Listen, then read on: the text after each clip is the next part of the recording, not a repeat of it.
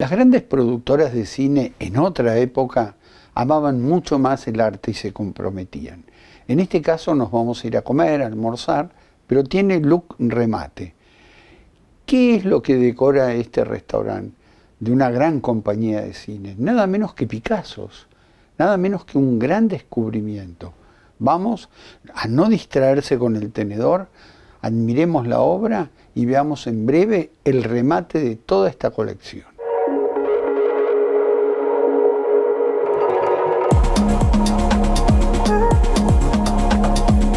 This collection is big, it's bold, it's electrifying, and Las Vegas is the perfect place to be hosting an event of this caliber and historical importance. This is truly an opportunity for collectors across the world to buy a piece of history. This kind of material just doesn't come to the market. It's incredibly rare. In a lot of ways, the story of this collection is the story of Picasso. We couldn't be more excited to be partnering this October with MGM Resorts on a very unique and special sale of Picassos from the MGM Resorts collection. It must have been such an extraordinary experience for people to come to the Picasso restaurant and be able to sit and have dinner amongst this compendium of works from Picasso's entire lifetime.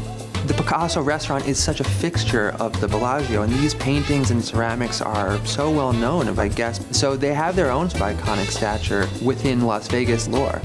Ranging from 1917 to 1969, these 11 works really give an encyclopedic view of Picasso's work and the diversity of his output over the course of his career.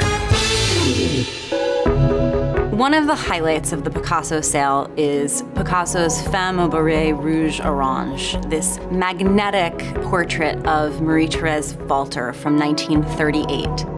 This is in fact one of the last portraits that Picasso did of Marie-Thérèse. In 1935, Picasso met Dora Maar and had concurrent relationships with Marie-Thérèse and Dora, which right around this time, Dora eclipses Marie-Thérèse almost permanently in Picasso's portraiture. But here, for almost the very last time, he really celebrates Marie-Thérèse's sinuous, curvilinear, romantic features. The palette is quite signature Marie-Thérèse. You have the yellow, which he often used with her body, and then you have the purple in the collar, which is a permutation of a lavender that he very often used in his portraits of her. It's really exciting to have these two wartime still lifes in this collection of works. He's painting these works during the Nazi occupation of Paris. And so by virtue of the occupation, he's working indoors. He had to transform his vocabulary and really look to the quotidian again for meaning. He's fragmenting the subject again using a really dramatic and dynamic compositional design. It feels explosive. Certainly the two most looming pillars of this collection are the two late oils, Buste d'Homme and Homme et Enfant. These are both painted in 1969, the sort of height of his late career. Homme et Enfant is almost 80 inches tall. Nothing of this scale has really been on the market, save for maybe 5 or 6 examples in the last 30 years. The last painting of a comparable size, a Mousquetaire à la Pipe, sold for over $30 million, tripling its low estimate. There's this aura to Homme et Enfant that's absolutely incredible when you're standing in front of it. It envelops you, you feel like you can walk right into it, and you see every brushstroke, and you see the action behind his painting. Buste d'Homme is well over 50 inches in scale, and here you see Picasso referencing old masters like Velázquez. There's this clear connection to the Musketeer, and that was a very, very important subject for Picasso. For him, the Musketeer was a superhero. They look, frankly, like they were painted yesterday. It's amazing not only how perfectly preserved these paintings were, but they have this incredible freshness and immediacy that you really only get from 1960s Picasso when he's working with such incredible confidence and is able to work in a way that's totally uninhibited. In 1917, you have the Pierrot, and this is an exquisite example of Picasso as a draftsman. This is unique within these 11 works, showing him not as somebody who was a master of his own style, but was a master of academic drawing, as good as anyone in the world.